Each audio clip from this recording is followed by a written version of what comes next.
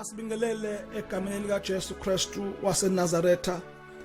Bantwana baNkulunkulu, namhlanje sizokukhuluma ngezwi likaNkulunkulu kafushane kunomlezo uNkulunkulu kule insuku ze lockdown, kule insuku la izwe ligula, kule insuku la umhlaba ugula. uNkulunkulu ke yena akathule, uNkulunkulu uyaqhubeka uyakhuluma. These days ngibuka ishift uNkulunkulu afuna ukuyenza ebandleni.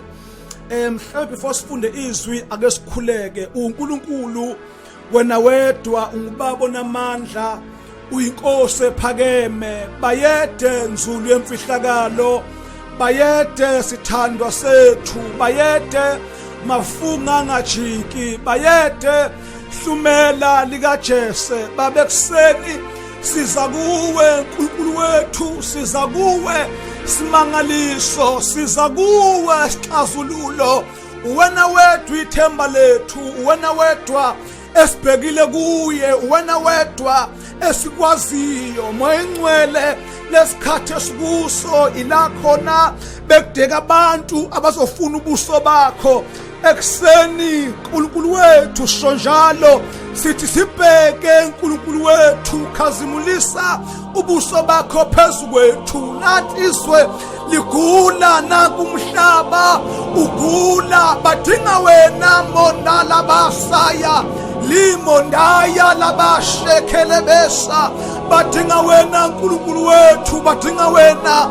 Ekseni khuluma ngezwi lakho, sizukuphila kwethu ngezwi lakho, guqula qaqibopho ngezwi lakho. Move us to the direction where you want us. We thank you, Lord. We give you praise, for you are a faithful God and a faithful Father.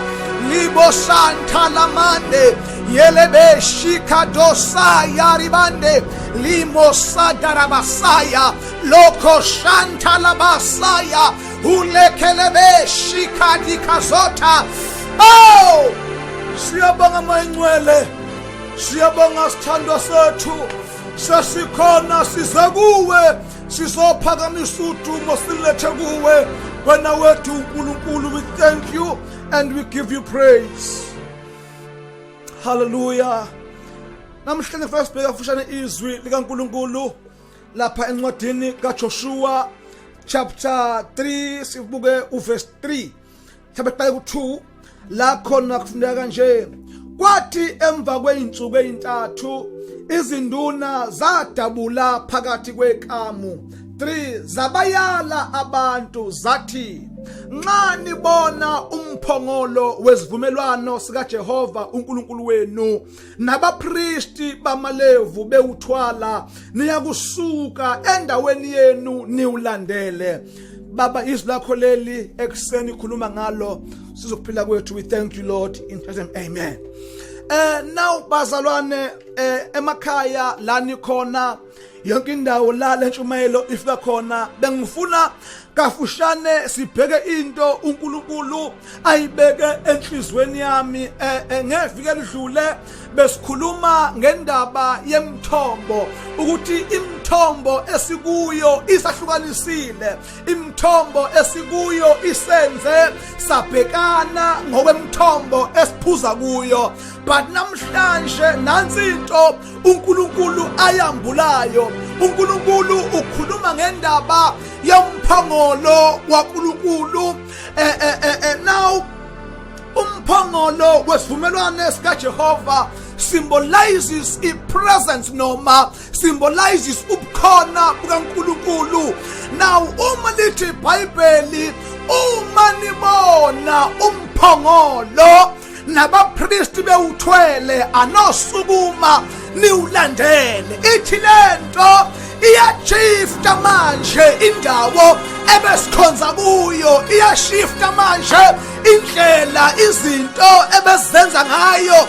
Once washifta ipresence kaNkulunkulu, ibiza ukuthi nathi ebesihlangene ngenxa yepresence simuva. Oh, hallelujah.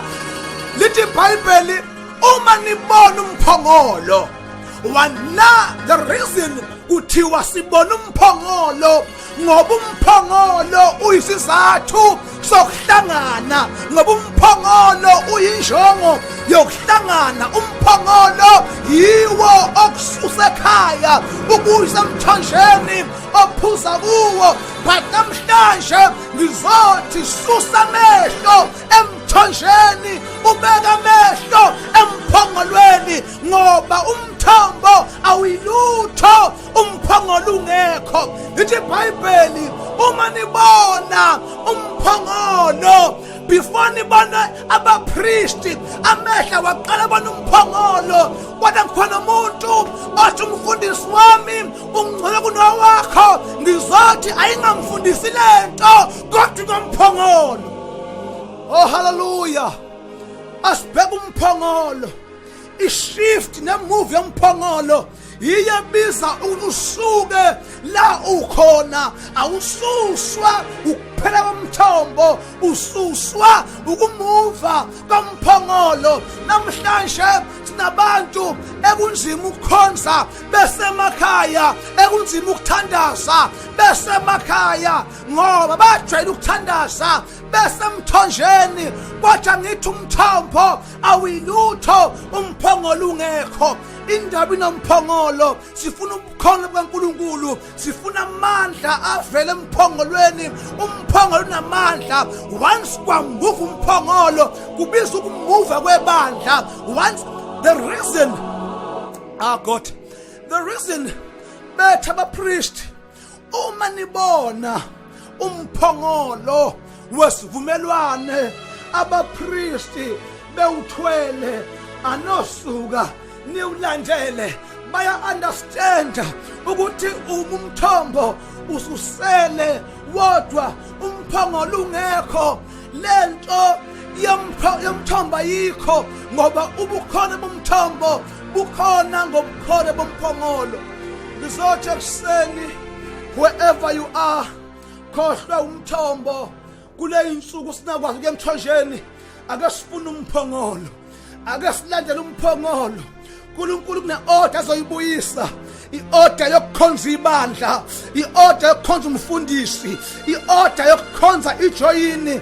Uzomuya ethi elami ibandla lingcono kunelakho, elami liwukuthi kulesikhathi esikuso uNkulunkulu is changing yonke leyo nto. uNkulunkulu usibhekisa emphongolweni, uNkulunkulu usibhekisa la amandla ekhona, ngoba yebo bazalwane, amandla wekho emthonjeni kodwa amandla asemphongolweni. Jesu uthi kowesifazane, kuba bewazi ngabe ucela kimi, because Jesu wazi amandla omphongolo, akanamsebenzi nomthombo.